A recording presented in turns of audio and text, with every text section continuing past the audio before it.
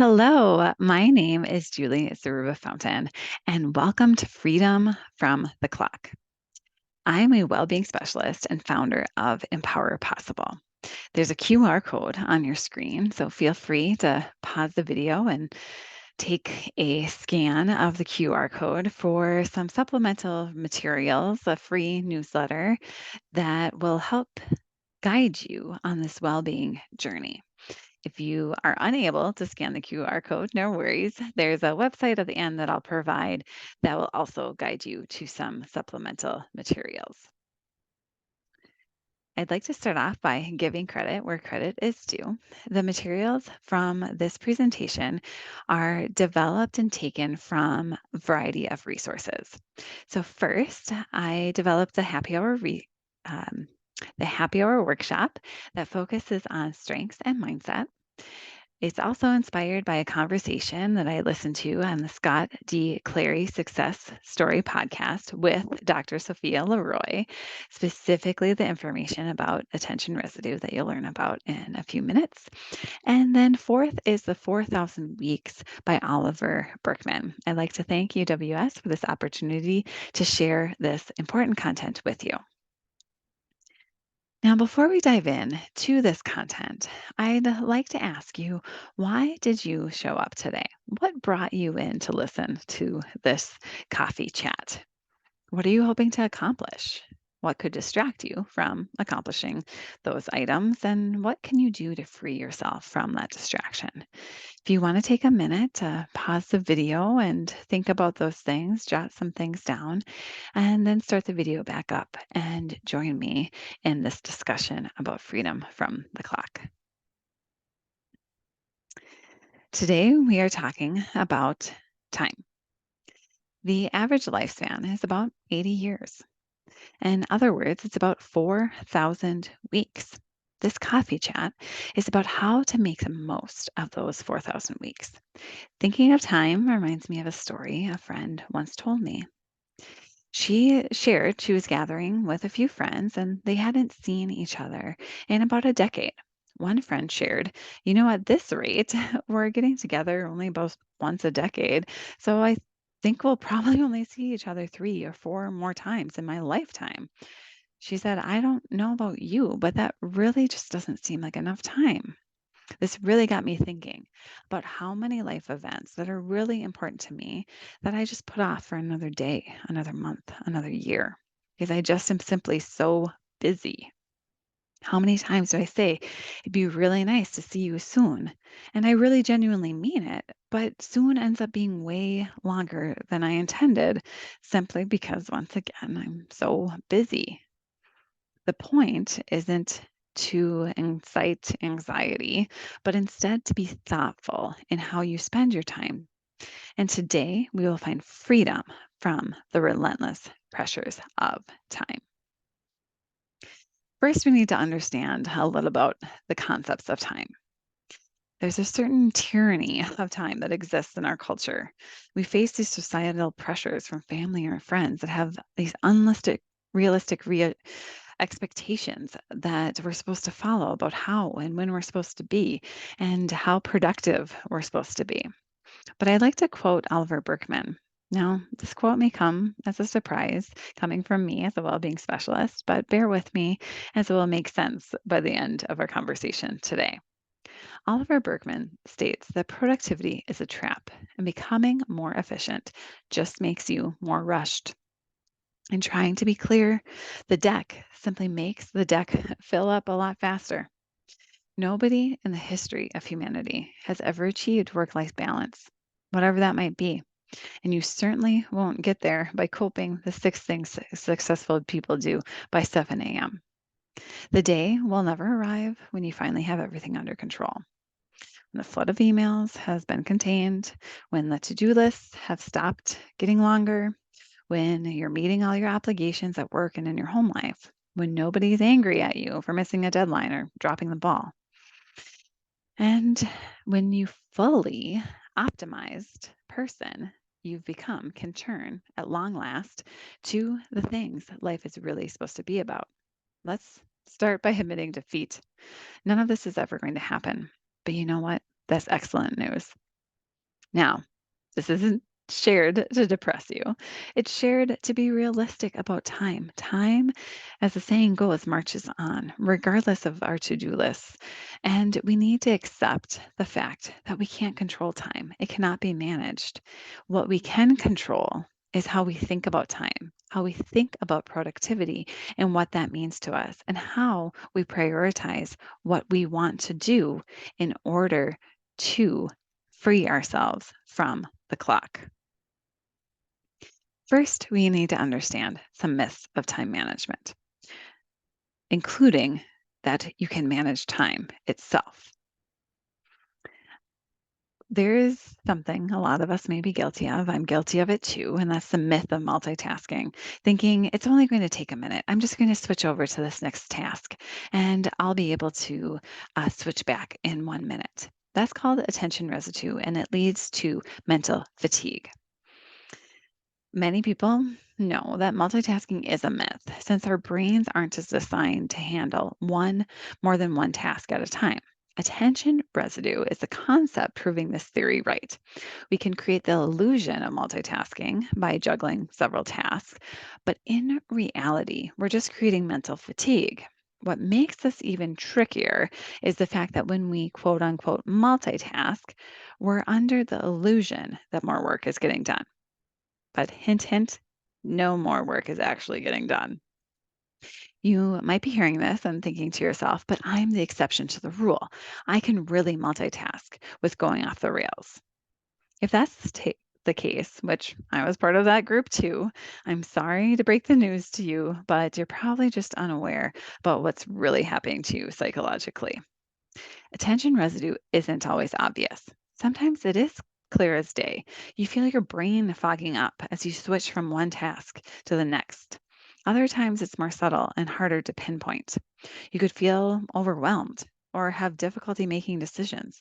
You might feel frustrated because you're always starting tasks but never finishing them, or struggling to focus on something for a prolonged period of time. Some people even experience these strange energy slumps even though they've just had a cup of coffee. In all likelihood, this is caused by attention residue, not just from multitasking, but from any distraction that interrupts your work flow. Dr. Leroy shares attention residue comes into play anytime you switch from one point of focus to another point of focus. However, it doesn't affect everyone equally. It depends on the context of the tasks being completed. Their mere knowledge that you are on a time crunch can increase the amount of attention residue that your brain experiences upon returning to the original task. It could be nice and would be nice if we could all stick to one task consistently. But that's not the reality of the modern workplace. Your boss might come up to you and have an urgent request that you'll have to drop what you're doing. Or you could be in the middle of a project when a colleague or mentee asks for help. So, what can we do to reduce the effects of this attention residue in these situations? Dr. Leroy and her team found that creating a ready to resume intervention plan can significantly reduce attention residue, and it can also improve performance on interrupting tasks. Essentially, this involves setting a clear goal before you switch to another task and creating a plan of action for when you return. You know exactly when you'll return to the task at hand, and the pressure of time is removed. And you're more likely to go back to it with a clear head. For instance, say that you estimate the task at hand needs another 2 hours to be completed. Before you switch to the interrupting task, you make a plan to resume the work on the main task at least 2 hours before the end of the day. By creating this plan and clarifying your goals, you reduce the risk of attention residue. The same applies to any task that is interrupted. Set a goal before switching tasks and the end time when you'll return to that task. When distractions come, and we know they will, you can't simply block them out, but you can control how you manage those distractions. For instance, instead of jumping over to your email inbox when you hear that ping, take a second to note down where you're up to in your current task and when you're going to return. The simple act of grounding yourself in the current task will help you switch back to it with more clarity. If a distraction is something you can easily ignore, then do that. Don't let yourself be tricked into thinking that every distraction must be attended to immediately. There are some things that can wait and that just simply don't need your attention right away. Then leave those things till later. Now, the question also is, what if you're just addicted?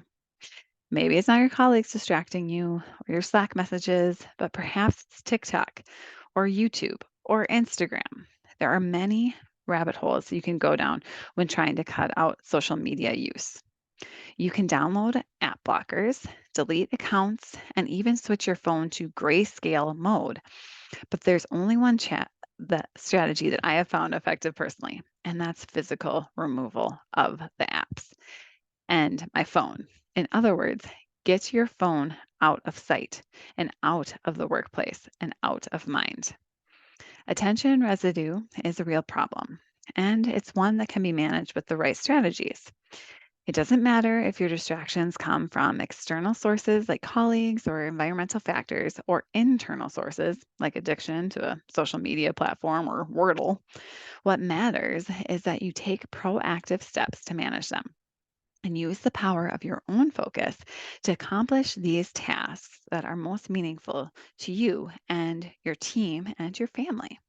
The truth is, you can't manage your time because you can't control time. You can manage what you can control, and that is your attitude towards time and your behaviors.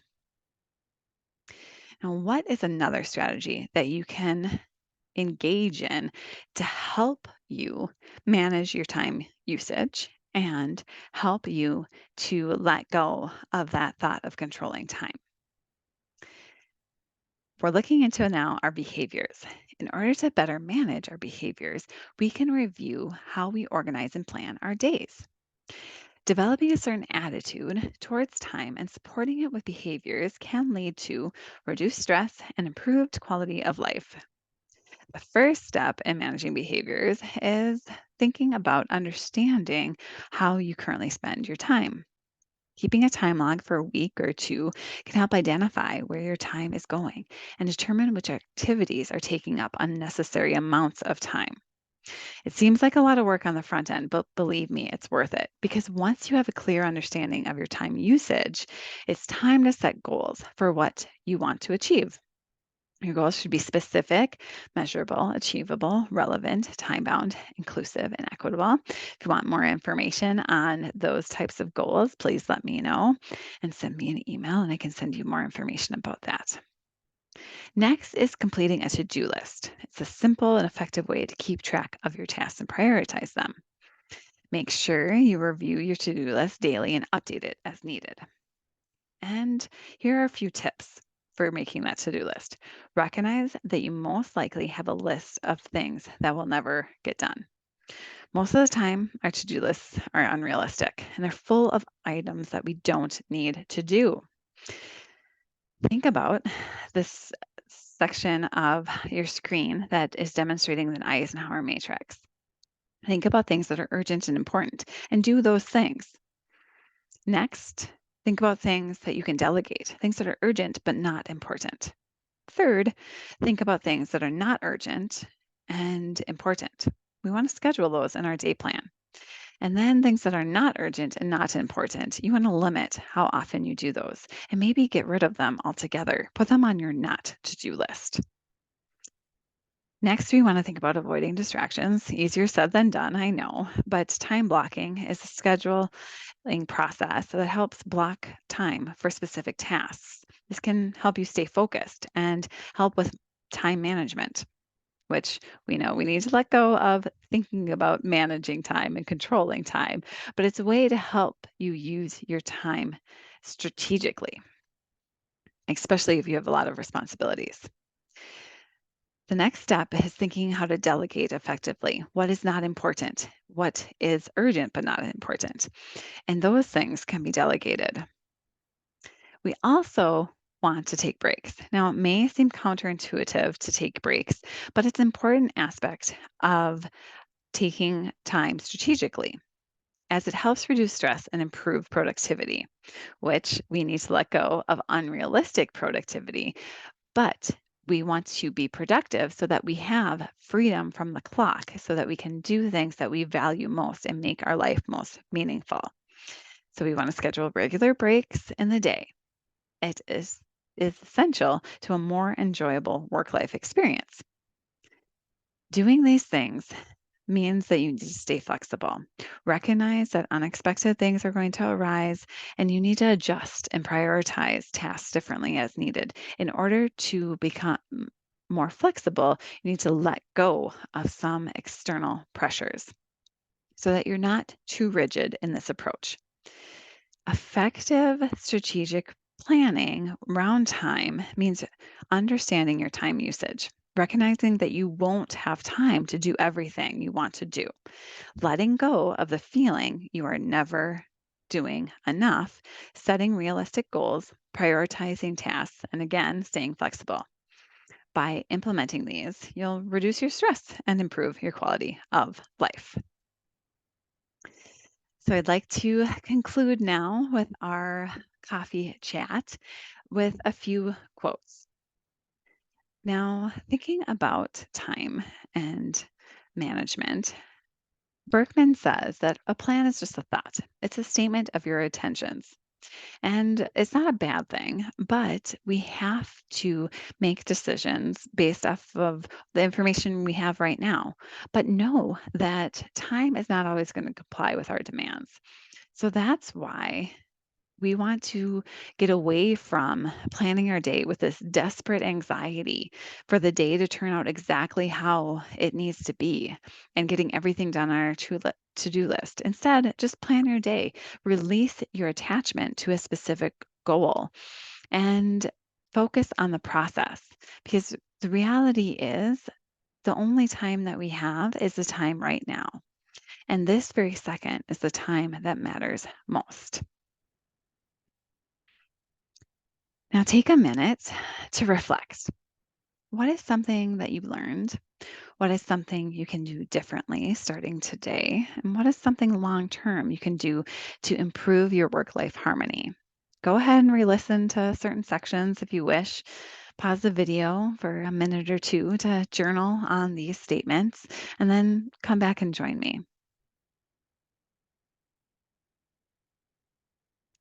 Thank you once again for joining. If you have any questions, please email me at info@empowerpossible.com. You can also feel free to visit my website, empowerpossible.com. It's been a pleasure to be with you today.